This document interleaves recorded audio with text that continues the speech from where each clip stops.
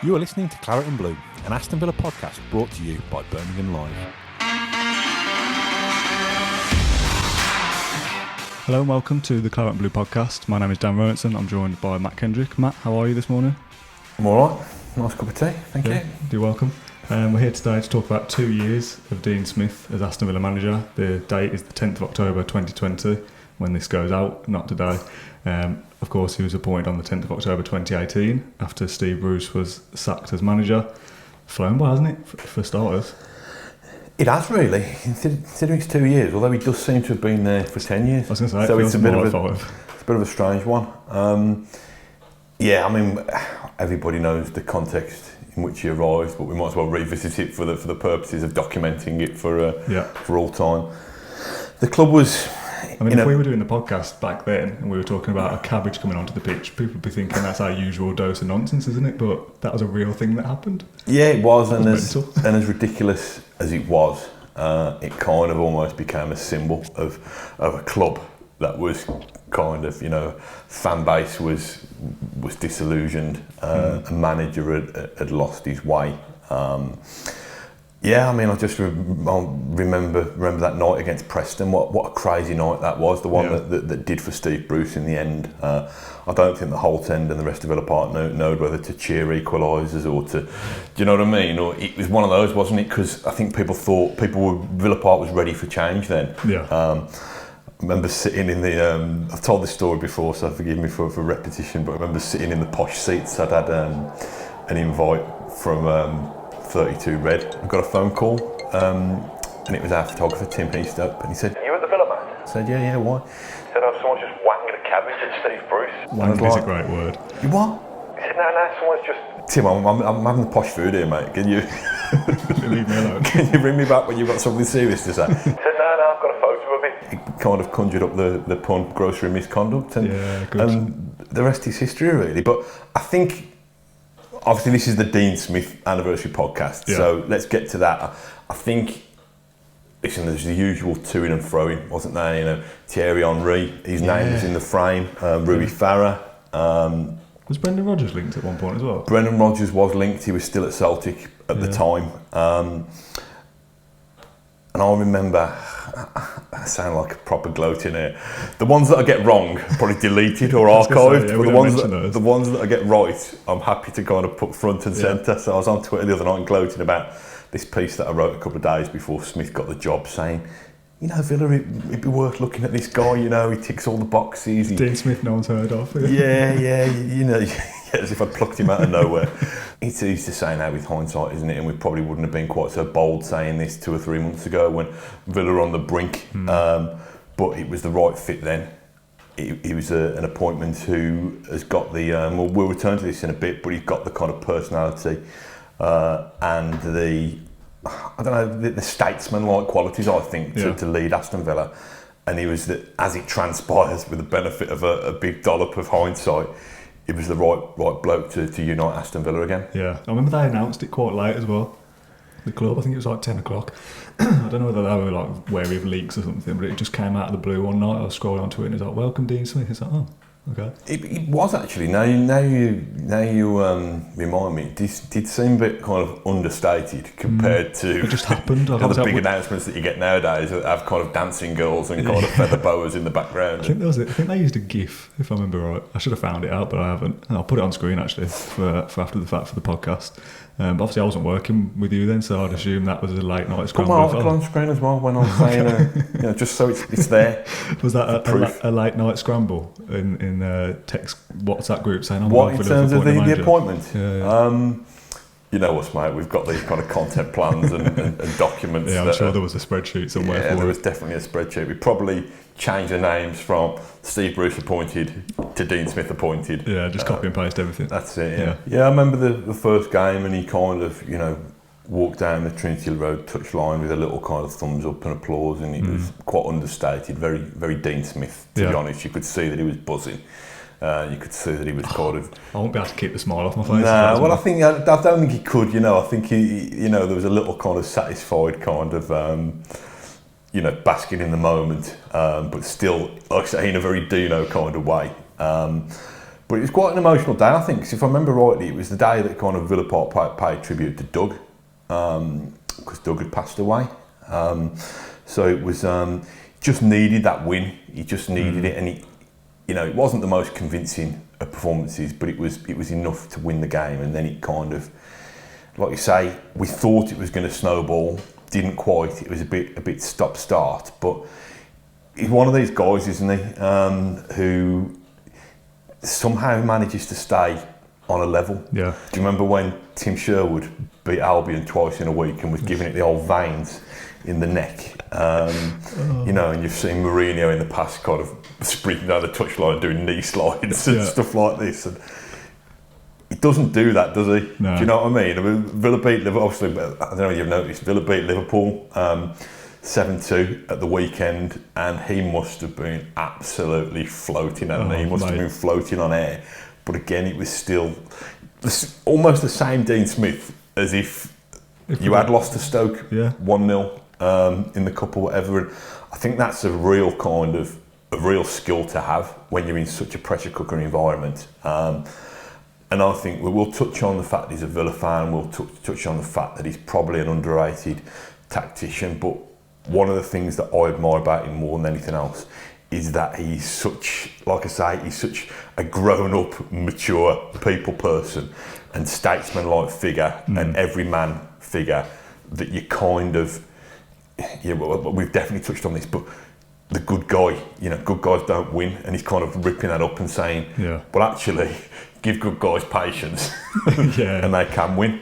Yeah, this is one for the YouTube audience more so than the listeners, but I've got the access to our picture library, and there isn't millions of photos in there, but pretty much every photo of Dean Smith from that Liverpool game, you wouldn't even know if we'd have won the game. He doesn't look happy, there isn't many celebration shots. You'd think there'd be big fist bumps and big celebrations with the rest of the coaching staff, but there's a couple of him with his foot on the ball, kind of just looking around like, stone faced. I think I said to somebody like you wouldn't know if we'd have lost 7-2 from the pictures of Dean Smith. I think all the smiling celebration ones are behind a paywall. I think that's the problem. Probably is. But he said a few times about don't get too high with the highs, don't get too low with the lows, and it's a cliche, but it makes sense, doesn't it? If you have a little bit of a bad run, it isn't the end of the world because you could win 3 in a row and things look rosy. But likewise, I'm sure sitting second in the table now, 9 points from 9. He's not thinking, right, Champions League, here we come. He's going to be very level-headed still. I'd love to be a fly on the wall in the dressing room, at the training ground, and at Villa Park, because he seems, this is not me kind of banging on a criticism about O'Neill again. We've done that in previous podcasts. But did about an hour on that. He seems to be able to kind of keep the whole squad happy to a point. Yeah. Now I know that's probably a little bit easier than the situation O'Neill had, because a lot of Smith's fringe players are players who have come from different leagues or are stepping up to the Premier League for the first time, so probably more inclined to bide the time than big money signings that O'Neill would have left on the bench. But he's utilised that squad when he's needed to. You could probably argue, like the Stoke game, that the fringe players can't be that happy because they didn't really turn up. But I think that's again his kind of quality. I think he's just honest but compassionate at the same time. Sounds like we're writing his Tinder profile there. Always a bit true. He's not passed away. He was a lovely man. Go back to that promotion season again. Did you ever feel like we'd go on to do it until it happened? Because I know that you were very pessimistic anyway and probably didn't believe it until we were at Wembley with the trophy in our hands. But did you ever think in Christmas time, oh yeah, we'll still have a decent season here? To me, I thought it was always going to be judge him after 20 months. Yeah, steady us out for the rest of this season, don't be as bad, and then we'll go again next year. I thought it was... Villa he inherited a strange squad, I thought. He kind of got a lot of experienced kind of journeyman players, couple of expensive loanees. A very good squad though. Oh yeah, I think it was a capable squad as was proved, but I didn't think they'd deliver promotion straight away. And you're right that when he came in, Villa weren't a million miles away from the playoff position. Well, in terms of points need to be in the playoffs. But I just thought, don't expect him to work miracles. And every step of the way of that charge through the playoffs, every step of the way, I thought, well, these things don't happen to Aston Villa. Yeah, so. You know, and it was like, God,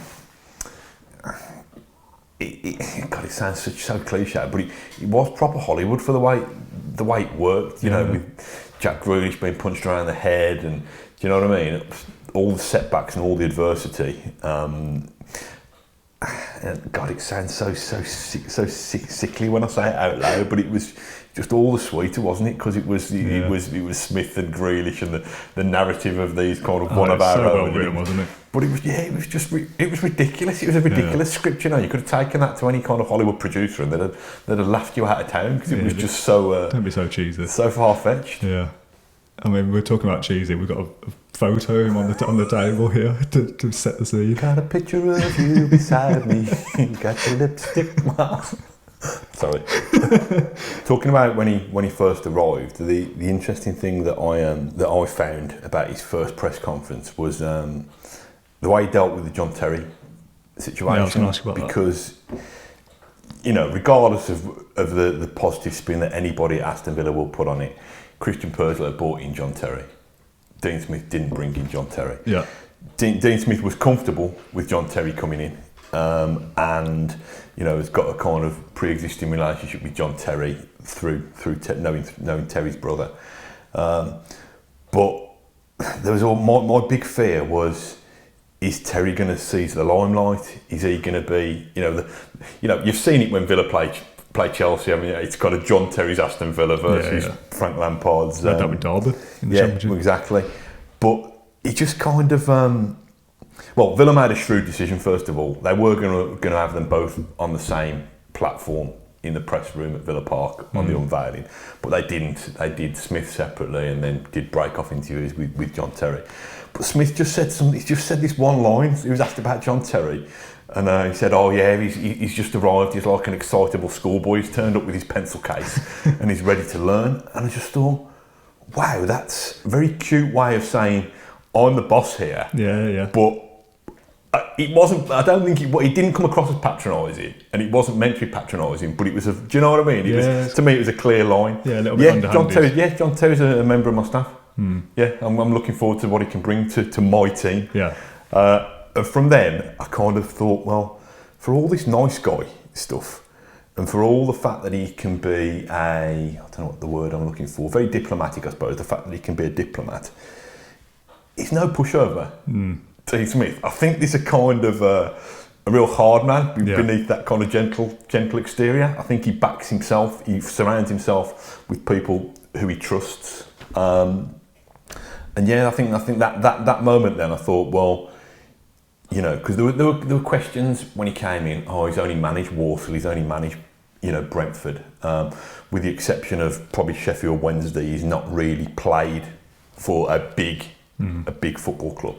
Is this job too big for him? And then I sat in a room with him for the first time, and I thought, no, it's not too big for him. He actually gets it. Yeah. And he doesn't just get it because he's an Aston Villa fan. He gets it because he's used every single experience in his life and in his job so far to shape him. Yeah. And he's understood that whether you're managing Aston Villa or whether you're managing Walsall youth team, it's about kind of getting the best out of people. It's about kind of, being aware of the people around you, knowing what makes them tick, taking time to know what makes them tick, and going from there. And I think since then, and there's been some wobbles along the way, since then you've thought, yeah, I think we're in pretty safe hands. Everything's done in the right way, and if like I said, if it doesn't succeed, that's just life. That's not because of the bloke in charge. He's not a super shrewd man. God, I hope we get commission for this. We're saying lots of nice things. He seems to give that vibe off though, that he's very welcoming to everybody and that kind of thing. But I imagine there is that ruthless streak in there. He could really rip into the players in the dressing room at times if he needs to. There was that Stoke game, wasn't there, in that before that 10-game winning run that people always talk about, that apparently absolutely crucified them at half-time and came out in that second half and they were better. I wonder what that is like when you're in that camp, because obviously we don't see Dean Smith every day like the players do. Would that, and again, they'd have been with him for 3 or 4 months by that point, but I wonder whether that kind of treatment was a shock to the players. And I suppose that's more impactful if, oh my God, he's lost his head a little bit, yeah. From my understanding, he's, as much as he's patting people's backs and shaking their hands and stuff like that, I've heard that he kind of does maintain a little bit of distance. Okay. And I think, we won't hark on about Terry too much, but I think he's used Terry to kind of, because Terry's come from being in that dressing room, albeit there's been a massive turnover of players since then. I think he's actually tried to toughen Terry up by saying, right, you can go and pull so-and-so in and bring them into me so I can tell them they're going to be dropped. Almost like to show Terry that you've got to, now you're on the coaching staff, you've got to maintain that distance. Yeah. I'll tell you, I'm probably wandering off topic a bit, but it won't be a surprise to the listeners. There's two occasions that have kind of really struck me about Dean Smith, the bloke, outside of a football environment. There's a clip doing the rounds sometime in the last year or so where he went and gave some kind of management speech at a local university. Yeah. And he just commanded the entire room. Do you know what I mean? And there's this kind of, this Brummie football bloke from Great Bar, kind of in this academic environment, and he's just kind of, everybody's hanging on his every word, and he's strolling round the space, very, very measured, very confident. That was the one, and the other one was, I think it was a Christmas visit to Acorns, and I've been lucky enough to be invited to those in the past. Players are normally brilliant, going and mingling with the kids and the families and stuff like that, but Smith kind of gathered everybody together. I think Villa played it on their social channels, and he gives this really, really lovely, heartfelt speech. And it's not a speech that's written in advance, but it's kind of, whereas I'm not criticising other managers, but they'd have probably had a quick handshake and then jumped in the car. Yeah. He's an ambassador. He's an ambassador for Aston Villa, and he came across really well. And like I say, I think those qualities. To me, anyway. I mean, people might think, well, Matt, we don't really care. I was going to say, we're 20 minutes odd in and we've barely talked about him as a football manager, but I think the big, almost appeal of Dean Smith is what he's like as a man. I think that's what helps him be so successful. And he's not, I don't mean successful in terms of he's won trophies everywhere, but in terms of being a good manager, you have to be a good person as well. That's a big part of it. A lot of it is PR and style over substance now, isn't it, with the way that the modern football and the modern world's consumed, but it does help if you're likeable. Even his name, Dean Smith. Do you know what I mean? He's such a kind of Mr. Smith. He's such generic. A kind of everyman, Do you know what I mean? Which is brilliant. That's the appeal, isn't it? I've noticed people on Twitter calling him Don Smith these days, like the Godfather, which I love that. I just want to go back to my earlier point about him being kind of nasty in the dressing room. I feel like I didn't make my point properly. Well, you made it. I just ignored it because I didn't know what to say about it. I don't know whether he is nasty. No, that's what I mean. That's what I wanted to clarify. I don't really know whether that's true or not. That's just the perception I would get. That, like when you've got your mate who's always nice and very unassuming, and all of a sudden he snaps back and you think, oh Christ, like he's not normally like that. I imagine that's a bit what he's like. I imagine it a bit more like. Bit more like my dad when he's frustrated. Like my dad's a really, you wouldn't believe it. I must take after my mum. He's probably listening now, Dad. So I hope I'm not giving too much away. But he's a really kind of compassionate, caring, serious man. He's a church warden. My dad. He's quite religious. And the thing is with Dad. What is this a dad podcast or a Dean Smith podcast? You get the vibe. If you upset him, it's kind of, I'm not angry. I'm just disappointed. Yeah. And I get that with.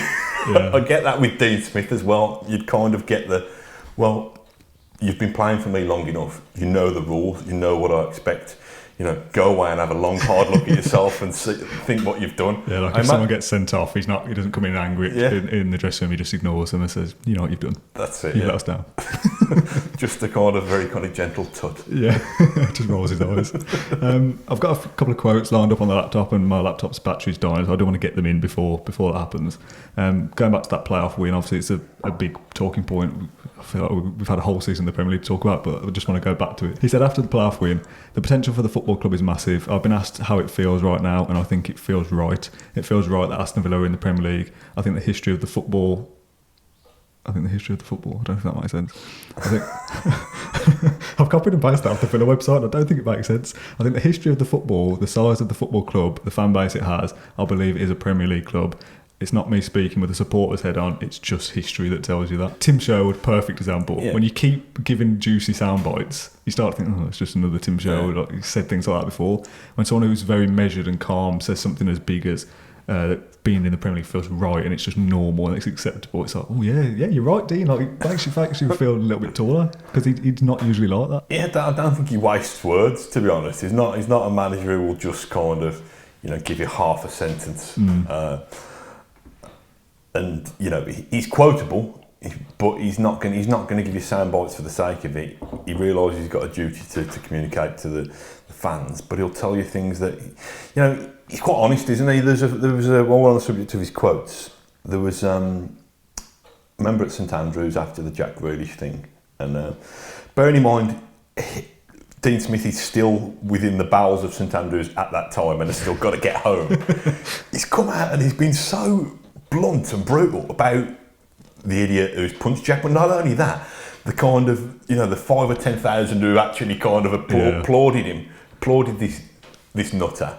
And I thought, oh my God, Dean, you've got to get back in your car. Or back, he knows he's got a police escort outside. Well, it's a good job, but it was heartfelt. It annoyed him, it frustrated him, and it wasn't because it was Villa versus Blues. If that had happened away at Swansea or whatever, he'd have spoken as strongly.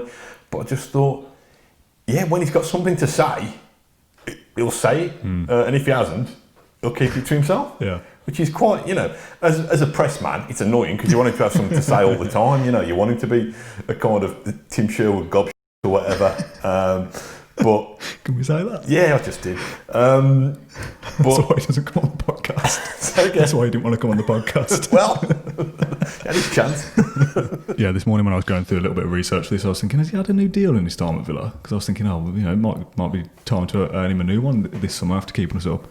He had a new 4-year deal in November 2019 where he said, I'm really happy to have committed my long-term future to the club. I'm looking forward to all the challenges that come with re-establishing Villa as a top Premier League side. The part about him being the long-term future, football is a funny game, isn't it? Things happen. You've heard managers say that. They have a few bad results and they're gone. He could have been gone after this in Project Restart, for example.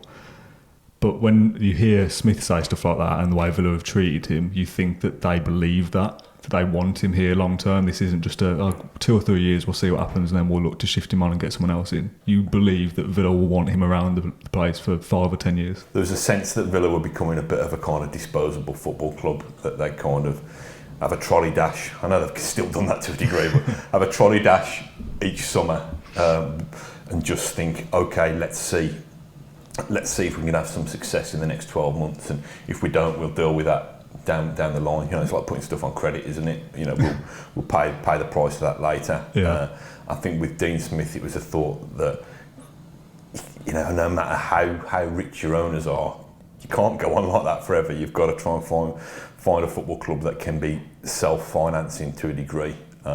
Being the Premier League obviously helps that, because you're making so much more revenue that you can go and reinvest. But I think Smith is a regular attendee at the under-23 games and some of the younger age group games as well. I think he does care. It's hard for a football manager to care too much for a long-term future of a football club, because it's a job that's got a shorter shelf life than, I don't know, a reality TV star or whatever, isn't it? Being a football club manager.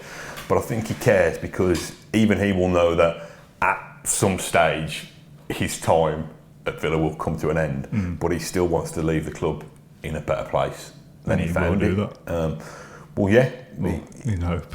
Well, he will do, and he will do it. It sounds a bit sentimental, but he will do it for the fact that even in his 2 years, he's given us some absolutely outstanding memories. What do you think the ceiling is for Smith? Because obviously it's easier to buy into a long-term project when you support the club, and we've mentioned it in passing a couple of times. But to me, that isn't really a point that he's a Villa fan. I don't think it's even worth the airtime really, because it shouldn't matter. But in terms of rip up those notes. But in terms of being able to visualise a long-term future, if he's got no association to Brentford, for example, is he really that bothered about being at Brentford for 15 years? For Villa, he would think, yeah, I'd love to be here for 15 years. I want to set my family up here at home, my club. I want to be here for as long as I can. Is that easier to buy into if you are a fan of the club? He's an ambitious bloke who wanted to show that he could prove it in the Premier League. You know, all the accusations that came around last year is, Premier League's too big for him. He's never managed in the Premier League. He has managed in the Premier League now. He's managed in the Premier League, and he stayed up by the size of a gnat's leg or something. I think I've edited that in my mind, so it's nothing rude. But he's a Premier League manager now, so I think he wants to show that he can be a manager that can take a Premier League club into Europe. I think he'd like to be a manager that could take a Premier League club into the Champions League. I don't know what you're about to say then. What I thought you were going to say to win titles. I'm sure he'd want to do that. Now, whether that will be... It's an interesting one about his ceiling, because do we think that Dean Smith is capable of managing a team that could be in the Champions League, compete in the Champions League and could challenge for titles? To me, that's a different question than do we think Dean Smith could get Aston Villa into the Champions League and challenging for titles? Yeah. You know, I think if he is going to manage at the top level, I think it will have to be with Aston Villa, because I don't know, this sounds really horrible. Maybe it's because he is called Dean Smith rather than Dino Smithonio or whatever. But what would he have to achieve at Villa to make, Liverpool and Man United, Bayern Munich, a Dortmund or whatever? What would he have to achieve at Aston Villa to make them take notice of him? And if he's achieved that at Aston Villa, he's going to stay at Aston Villa and take the next step with Aston Villa, isn't he? Yeah. That's a nice thought, isn't it, when you think about it? If but that ever does happen. But it is, I can't see him getting on the radar of those big clubs without probably getting Villa into the Champions League anyway. And he might as well think, well, I'm here now. Yeah. It's a bit like the Jack Grealish thing, isn't it? Obviously, it's different for a player and a manager to show what they're capable of. But if Villa got into Europe with Jack Grealish, you would think, well, what's the point going to...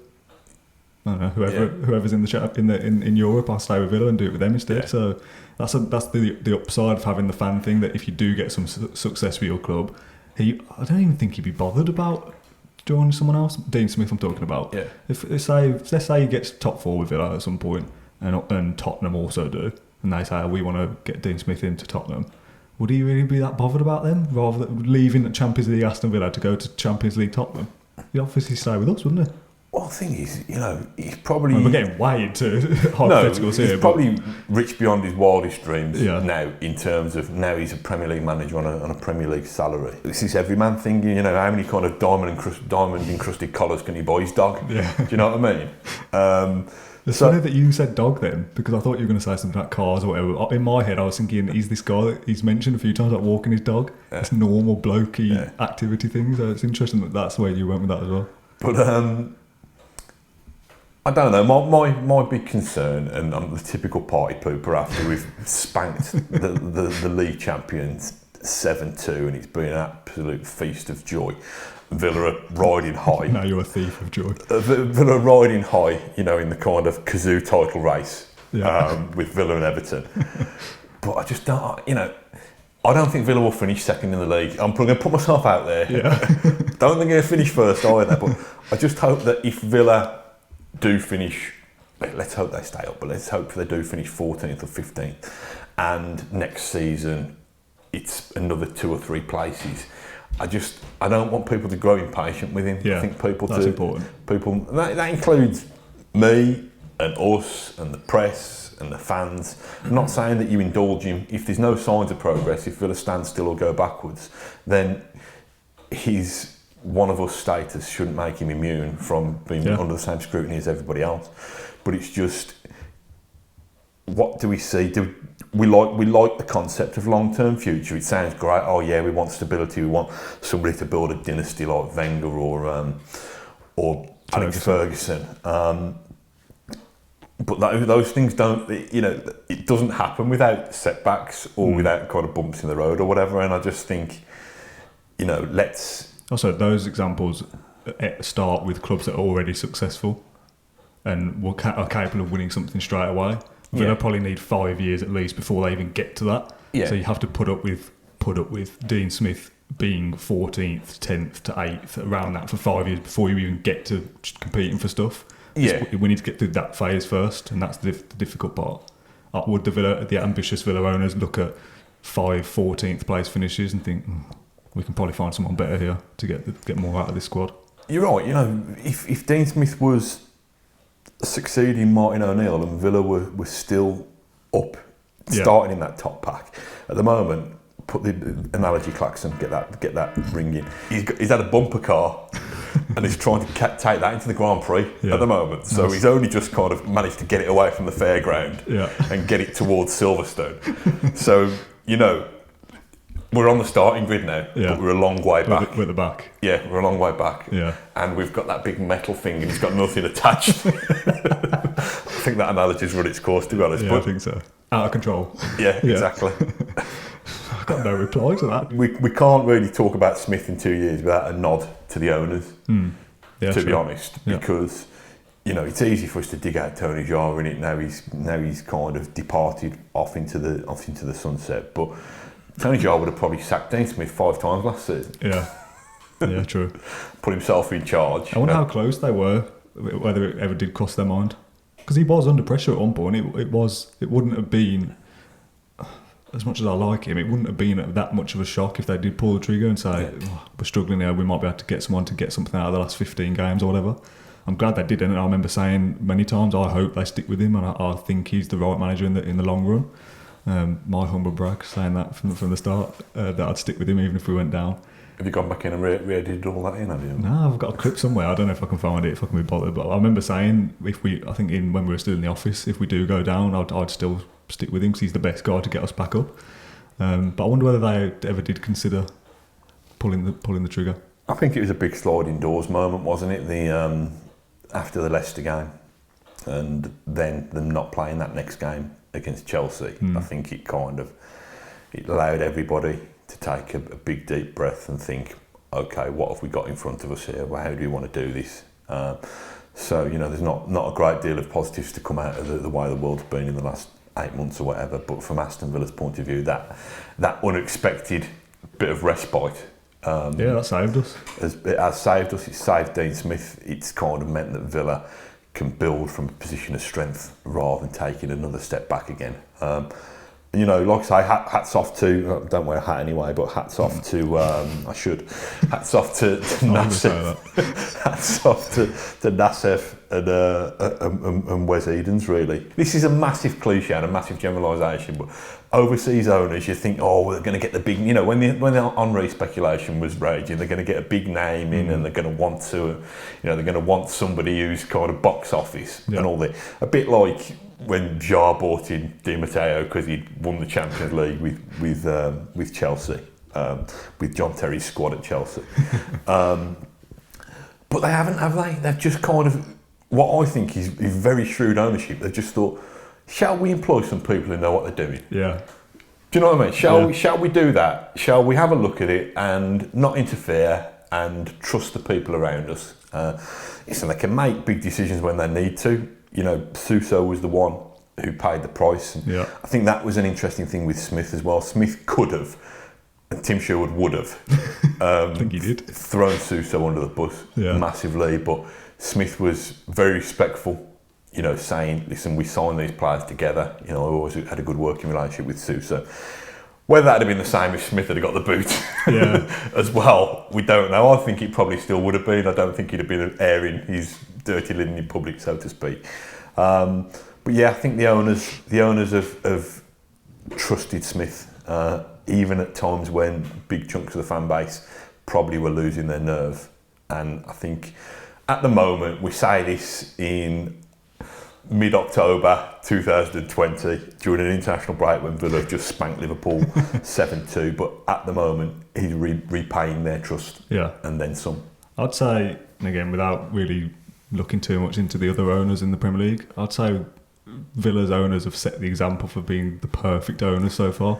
They're backed financially, they've employed one manager and stuck with him through thick and thin.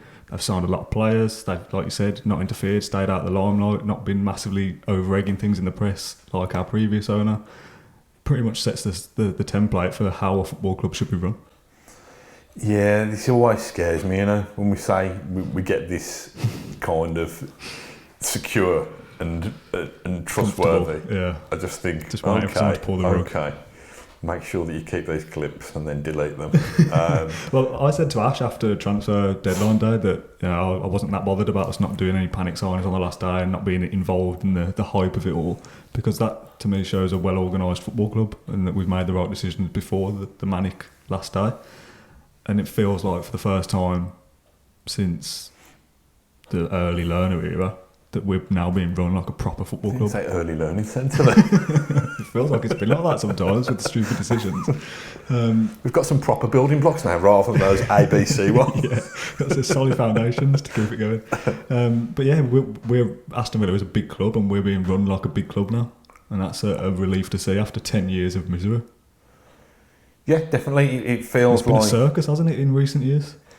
Yeah, it feels like there's people who want Villa to win their next match, but also care about where we're going to be in a year's time, where we're going to be in 2 years' time and 3 or 4 years' time. And it is like I say, I'm just the world's biggest cynic, so I don't like to I always like to fear the worst. I'll probably be thinking, is Neil Taylor really going to be a good backup at left back? And it's a good place to be. So perhaps I need to just kind of I know what you mean. Jump on board and enjoy it really. I know what you mean, because we've been burnt before, haven't we? Thinking we're in a good position with a good owner, spending money with Lerner, and then with even Dr. Tony as well. We spent money in that first year.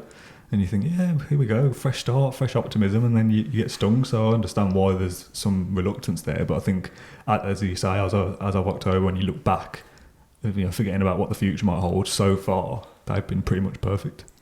Yeah, if you'd have said to Dean Smith on the day that he was unveiled at Villa Park back in October 2018, fast forward 2 years from now, you'll have had a record winning run that catapults Villa against all the odds into the Premier League. But you've got to do it at Wembley. First of all, you've got to beat your local rivals. Yeah. On penalties. Yeah. At the Hawthorns. Do this to the crowd. Yeah, just one more game. Then you've got to win at Wembley, and then after that you're going to have to rebuild the entire squad. Some will be hits, some will be misses. Oh, by the way, your captain. You're going to make Jack Grealish captain, and he's going to be punched in the face along the way. Fast forward. You're going to stay up on the last day. After a 6-month break in the season by this mystery virus that's taking over the planet. But that's going to be a good thing for you, for the football club. It's not going to be a good thing because you're going to have you're going to have your personal situation as well. But come October 2020, you're going to be second in the Premier League table, having hammered the league champions 7-2 at Villa Park.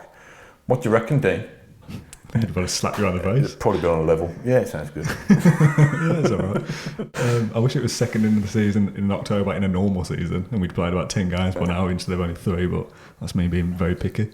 But the thing is, I've just mentioned, gone through the course of the last 2 years in a very flippant way, but mentioned the fact he's had this kind of personal tragedy in passing as well, which... Yeah, for anyone that don't know, his dad passed away due to the coronavirus. His dad passed away during the summer months, but it was just the way he's spoken so openly about his dad's dementia as well, and not done it in a kind of woe is me kind of way, but done it in a used his platform really to kind of raise awareness of it.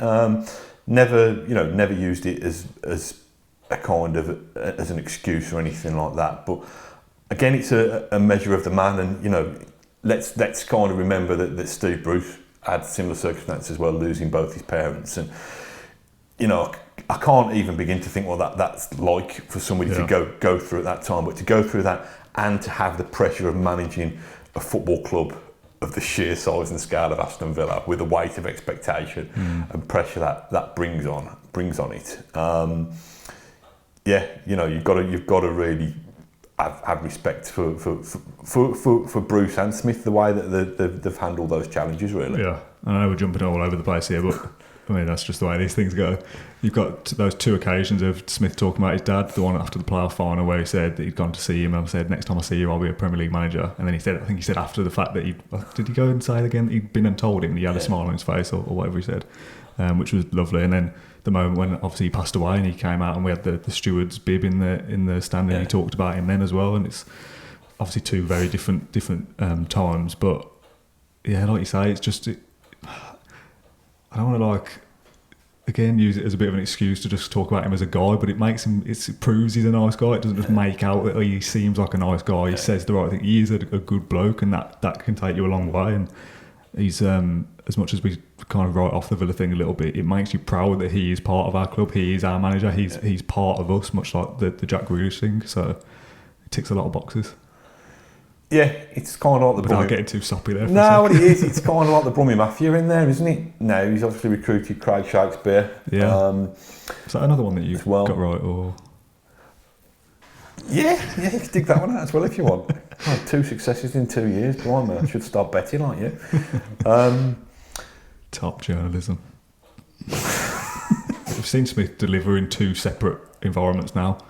First season in the Championship, massive pressure, big fish in a little pond, not to write off the Championship, but I am. A squad that's capable.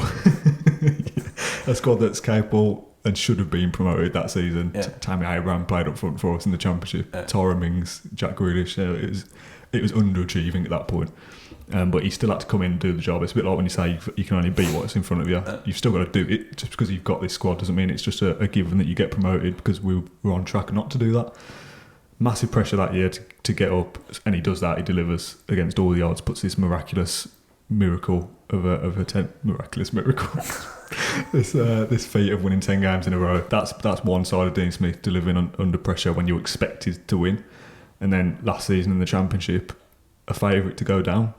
I don't know whether at the start of the season, but certainly at one stage when we were in the bottom three, the final day, the final week of the season, when we were 4 or 5 points adrift, we were certainly one of the favourites to go down then. And that's a different kind of pressure entirely. When you've been written off by everybody, when you've been written off by Villa fans as well. When we're talking on Facebook Live saying, "Oh, I think we're going down." I've got no words. It's not great for a live podcast for the next 20 minutes, 30 minutes, but that's it, isn't it? I think.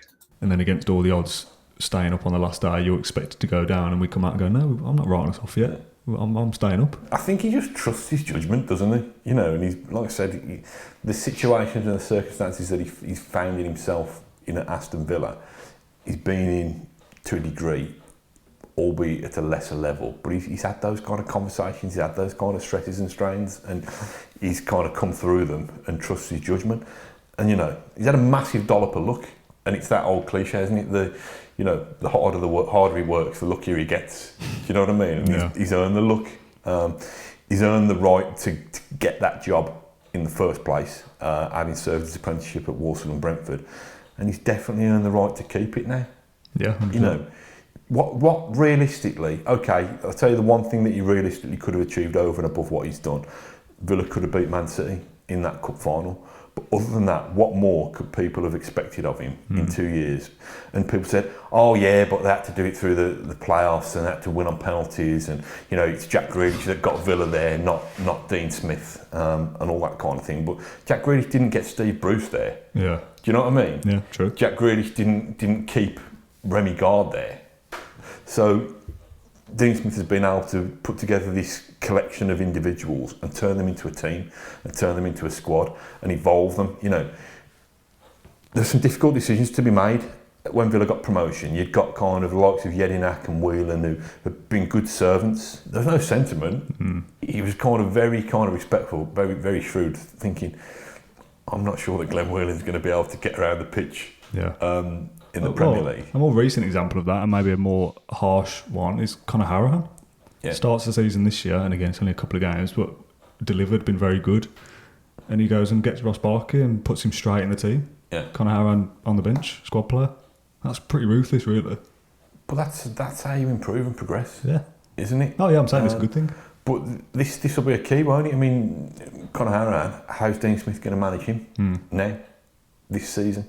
You know, so he still feels a part of things, so that he still can can be that influence when he needs to, whether it's starting games or as a substitute. So these are the things. This is why football managers are paid big, well, probably not big salaries as big as the players, but they're paid big salaries because they've got to keep the players happy, they've got to keep the chairman happy, they've got to keep the chief executive happy, they've got to keep fans. The wife happy, the fans happy, all these kind of conflicting pressures. And this is where Dean Smith aces it for me, because he would be just as comfortable, having a kick around with, I don't know, his left back's 2-year-old toddler, as he would, going and giving a speech to the directors. And I think it's these kind of things and these kind of skills that have got him where he is, and long may it continue.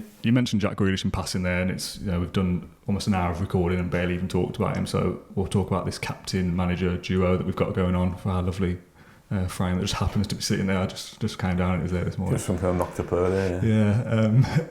Both Villa fans, captain, manager. Obviously, Dean Smith made Jack Grealish the captain of the club. First of all, that decision, I think we've talked about it a few times, but masterstroke, isn't it, when you look back now? Yeah, it is, and I think we've said, haven't we, in the past, that I think there were some doubts within the corridors of power at Bodymore and Villa Park whether it was the shrewdest thing in the world to make Jack Grealish the captain. We knew what a fantastic player he was long before then, but whether anybody thought he really had the captain credentials to lead the club, that's something that Dean Smith, working with him every day, has spotted. And the rest is history, isn't it? He's really thrived. I think it's actually managed to improve his own game as well. Anybody thinking the burden of responsibility would make him kind of shrink or crumble under the pressure, it's been the reverse of that. He's kind of, took his own game up to another level and been, the leader of men. Certainly last season, it's encouraging to know that he's got a little bit more creative attacking support alongside him this season. But yeah, I think Dean Smith has kind of just tapped into something there, hasn't he? He's seen a glimmer and thought, I'm going to try this. It's a very underrated decision, that is. Yeah. Because it would have been very easy to just give it to Tyrone Mings as a vocal, traditional leader on the pitch, centre half, can see the game, have the armband, Tyrone, there you go. Jack Grealish is a left field shout, isn't it? As much as he's the poster boy of Aston Villa, he isn't a traditional captain in the sense of being vocal on the pitch and stuff. But like you said, he's just, and this isn't the Jack Grealish podcast, but he's taken that responsibility and said, this is my club, and I've got to prove it now because I've got the armband on, and he's taken his game up to another level. And I think there's still a little bit more that Jack Grealish can do as well, and that's after him I've said this on Twitter, 2 goals and 3 assists against Liverpool, and I'm thinking there's still a little bit more Jack Grealish can do here because he's that good. Yeah, I agree. I thought he was only a 9.9 out of 10. Yeah, that's what I mean. A very, very good. I mean that as a serious point. I don't think that's the best Jack Grealish will ever play. Yeah. I think there's still more to come in the coming years. I think he should not have just turned Virgil van Dijk inside out and megged him. I think he should have done a rainbow flick as well. I think he just didn't come back the other way, didn't it? Played a 1-2 off Kenny Dalglish's face. There's a great quote from Smith on Grealish. I think this was after the promotion season again. He says, "You could have a perception of people before you go somewhere. I never really knew Jack, but I always admired his football. I always thought I could help him as a coach and as a mentor. We have a great understanding with each other and what we expect. I had no qualms in giving him the captaincy. He's relished the responsibility of it and he was ready for it. His performances have been tremendous." Do you know my favourite quote from Dean Smith about Jack Grealish? It was the one after Villa stayed up at West Ham on the last day of the season. I think a reporter asked him, have you spoken to Jack? Because the speculation about his future was kind of mounting. Mason Mountain, yeah. Before, I just want to say how well Mason Mount has done in this podcast. Terrible. I like it. So that's a bad sign. So Dean Smith was asked about Jack Grealish's future in the wake of Villa staying up on the last game of the season. Have you spoken to Jack Grealish? And he said something like, "Yes, I'm gonna have like 25 shots with him or something. I'm gonna go drinking with him." The only decision is he's got to come out with me tonight or something like that. That was it, yeah. So, I think they're as much as manager captain can be. I think they're kind of like mates as well. I'll Do you know take what I mean? the I think they're like that. I think there's a respect there, but I think there's also a kind of pinch ourselves. Are we actually doing this? This is Villa. We love Villa, and we're actually kind of we're running the manor. So I think there's that kind of mutual respect amongst them.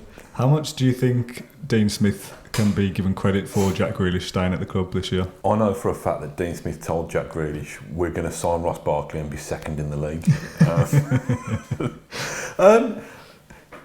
I don't buy that Dean Smith can't attract players. I don't think even managers attract players in that way anyway. I think it's a football club. I think it's a salary. I think it's what does the immediate future hold? But I think Jack Grealish trusts that Dean Smith has the ambition and has the desire to go on the same journey as Jack. Now, there's a big difference between having that ambition and desire and actually delivering on it. But I think, he knows that he's flourished under Dean Smith's management. He knows how much Dean Smith rates him because he has given him the captaincy and he's in the process of building a team around him. So I think it'd be a massive factor. I don't think it was Smith alone that would have convinced him. I think it would be a decent old pay rise. I think it would be the owners and Christian Purslow as well, who are all singing from the same hymn sheet and all having this shared ambition. But a good fit at the moment, aren't they? And it's just, let's just push this partnership. And Villa are more than a partnership of Dean Smith and Jack Grealish, by the way, but let's just push this partnership to the absolute limit and let's see where it takes both of them and let's see where it takes the football club. I think that's a good foundation, isn't it, that you've got that great relationship between manager and captain. They both support the club, and that's almost not relevant really, but you look from the outside looking in, and if you were a player, I could see why you would find coming to play for Villa attractive now, whereas a couple of years ago you'd think there might be a decent wage, but not really that bothered. There's nothing special going on there at Villa, whereas it looks, again, maybe that's some Aston Villa fan bias, but it feels like the start of something without getting carried away.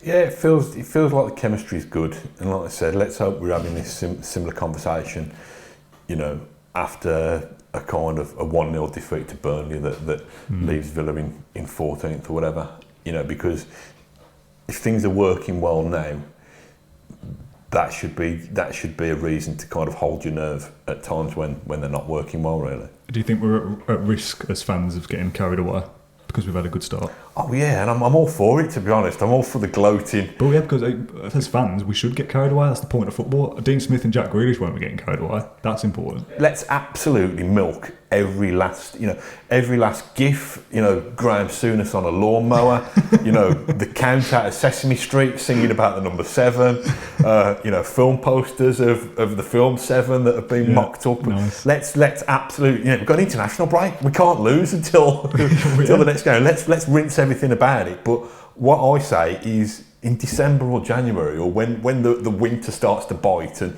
we've got a suspension or an injury, or God forbid, let's just kind of hold our nerve and think, okay, are we sitting somewhere that represents progress from where we were sitting a year ago, 2 years ago, 3 years ago? If the answer to that is yes, then let's have a little bit of patience. I'm going to start singing Take That again. Let's have a little bit of patience. Do you know what I mean? Yeah. Yes, absolutely, kind of rejoice in the good moments, because they've been so fleeting and so few and far between. But just bring at the back of your mind, on the journey, are we still moving forward? We blooming are at the moment, aren't we? Yeah. We absolutely are. We're going to win the league. That's what I mean. As much as we can get carried away, and that's part of football, internally at Villa, they're not going to be getting carried away after a couple of good results, because that's not how football works. Things change. And that's important that they do keep their feet on the ground. I don't think there's probably a better manager out there than someone like Dean Smith to do that. Back to the old, we've mentioned it before, haven't we? The old Rudyard Kipling poem. Have you read it yet? Oh, I don't even know. Don't think so. We've spoken about this before. Do your homework. If you can think and not make thoughts your aim, if you can meet with triumph and disaster and treat those two impostors just the same, if you can bear to hear the truth you've spoken, twisted by knaves to make a trap for fools, or watch the things you give your life to broken, and stoop and build them up with worn out tools. It was the if you can meet with triumph and disaster and treat those two imposters, just should be doing this with AVFC extra. This one happened with James Rushton. We're going to a deeper level of poetry. triumph and disaster. Yeah. So you're either up here or you're down there. Surely, as a Villa fan, you know the disaster, even if you don't know triumph. Yeah. They're two imposters because normally life is just meh. Yeah. But those are two imposters, yeah? Because they don't happen very often, and you treat them both the same. So if you're Dean Smith, you're a measured manager, and if you beat Liverpool 7-2, you're there. Yeah. And if you lose to Stoke in the Capital One Cup, Jesus, in the Carabao Cup, you're there. Yeah. So what I'm saying is Rudyard and Dean have got it nailed. Cool. And next week's Matt Kendrick's Poetry Corner. Poetry Corner, we're going to do limericks. Oh dear me. I was going to make a good point about Smith and Jack, but it's totally gone, so we'll just have to move on, I guess. Talk about Dean Smith being underrated by the wider footballing world, that Bielsa comes in, and I don't mean this is an anti-Bielsa thing because he is a good manager. So Leeds come into the Premier League, first game, 4-3 Fulham, look good on the eye, everyone's going, oh, attractive Bielsa in the Premier League, nice to see. We beat Fulham 3-0, obviously. They then beat Sheffield United 1-0, same result as us, and everyone's raving about Bielsa, how he's the best thing since sliced bread. And they get a 1-1 with Pep Guardiola's Man City, the master and the apprentice. Similar fixture with Villa, obviously Man City and Liverpool. The first two are the same. We beat Liverpool 7-2, and Graham Souness is moaning about grass, whereas Bielsa is the second coming of Christ. Why is that? Yeah, I think that Bielsa is new to the Premier League, so he is going to. Dean Smith, really. Yeah, but he's new. He's this season, so he's going to kind of have all the hype and nonsense surrounding him.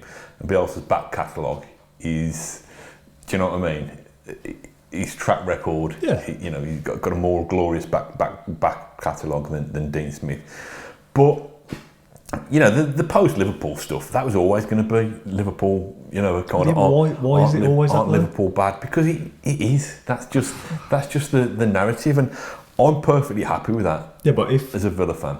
Yeah. Obviously, I don't get too hung up on this. But if Leeds had beat Man City 7-2. I think that would have been all about how good Leeds were rather than how bad Man City were, and no excuses of grass and all these kind of things. I think that's just specifically a Graham Souness thing, and because it was Liverpool and they're the champions, but it shouldn't be like that. It should be all praise Villa and Dean Smith, and it hasn't been like that. Yeah, I think it's just a hint of the exotic, isn't it? This is why I'm glad Villa held firm when they appointed Dean Smith, because there were lots of kind of exotic names around there, and it probably would have been. Well, yeah, it probably would have been easy having failed with Steve Bruce, the kind of old school Englishman, to have gone for the kind of continental, exciting option.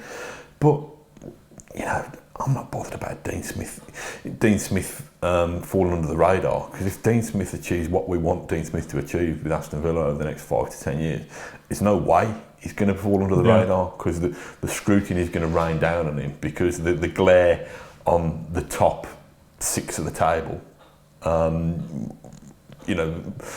would automatically kind of encompass him as well. But you get my point, though. I do. I mean, the thing I'd say about Dean Smith is he actually, my wife can't stand football, and he actually kind of registered on my wife's radar after the Liverpool game, because do you know 4 Tunes, the YouTube channel? Yeah. They did my son likes that, and they did a video of Villa beating Liverpool. Nice. And they've got a cartoon Dean Smith. You know that dance when you kind of grab your knee? Yeah. I don't know what it's called. Yeah, I know what you mean. They've got Dean Smith doing that. And do you want to demonstrate? I'm not going to do it now. I'll put my back out and end up headbutting your kitchen table. But yeah, I don't know where I'm going with that particularly, but my wife thought it was quite amusing. He will start to get praised the longer that he succeeds with Villa. I just thought it's interesting that we've got basically an identical start to Leeds in terms of Sheffield United, Fulham, and then Man City and Liverpool. And Bielsa's come in as this master tactician who's going to take the Premier League by storm, whereas Dean Smith is going under the radar a little bit. And look, for Villa, that's a good thing, and I'm not complaining about it. I just think it's interesting the way the media perceives two different managers. Mainstream media. Yeah. Fake news. Bloody mainstream media. As much as we keep saying we don't take the Villa fan thing into account, it's a nice touch, isn't it? It's a nice bonus. I like that we can talk for an hour about Dean Smith, the man and the manager, and it's not the first subject isn't he's a Villa fan, how good is that? That's almost an afterthought for us, and I think that's the way it should be, because he's a good manager first and foremost, and the Villa fan stuff is a bonus. When I say he's one of us and one of our own, I mean beyond Aston Villa. I mean he is a normal bloke, and I'll take you back to when he was at Walsall a long time ago, and I would only go across to Walsall very occasionally, kind of when we would do stuff for the Sunday Mercury, he would actually kind of make cups of tea for the press. Do you know what I mean? He'd kind of be there saying, "Oh, you know, how many sugars do you want," or whatever. And I think part of what he did with some of the kids at Walsall was taught them life skills, like you need to know how to change a tyre, you need to know how to make a cup of tea, and it's these really important qualities that no matter how rich you get, no matter how many times your face is on Sky Sports News, no matter how much people want a piece of you, if you're out kind of dining in a restaurant in Birmingham, pre-lockdown, with your family, he's a big deal. He's a massive deal. He manages a football club that's riding high in the Premier League, but he never ever forgets the kind of nice social niceties that got him there, really. And that, to me, you know, until we had him as lifting the Champions League, that to me is the biggest tribute that you can pay to him, really, that he's stayed so unaffected by it all. And we're at risk of going down tangents after tangents here, and I do want to wrap up at some point, but there's this probably happens with other managers, you just don't hear about it because he's our manager, so I'm obviously involved in this world, and there might be other fans watching, probably not after an hour, but surprisingly other fans do watch our stuff, but not for this long. That will think, well, our manager does stuff like this, and it's like, well, I don't know, do I? So forget all that. But the story about him buying Ollie Watkins a fish tank when he was at Brentford, that's just a normal, nice thing to do, isn't it? It gets him a housewarming present. Normal, is it? Well, maybe not specifically a fish tank. Are you kind of fishing for a fish tank here? You're saying that's what managers should do? Not at all, but you can bring me some gifts. I bought you some pastries. And some batteries. But yeah, again, that might happen at other places. But one of his players has moved house and he's bought him a housewarming gift. So that's a nice touch, isn't it? It's a nice thing to do. And just thought I'd bring that up again. And how did Ollie Watkins be paying? Both the fish died, didn't they? Straight away. Yeah. So what's Ollie Watkins ever done for Dean Smith? Oh, he scored a hat-trick against Liverpool, Okay, well, Ollie, all good. So that sums up our ode to Dean Smith then, with added poetry in there. Exactly, as well. Exactly. How many other Villa podcasts are quoting Rudyard Kipling? Gotta be 0. 2 years of Dean Smith and hopefully many more to come. There once was a great man called Dean. It's been good to sit and chat about the last 2 years. There's a lot happened in 2 years. It feels like been very eventful. And here's to another 10. Thank you for listening to Claret and Blue, an Aston Villa podcast. If you enjoyed today's episode, then please let us know. We love hearing your feedback.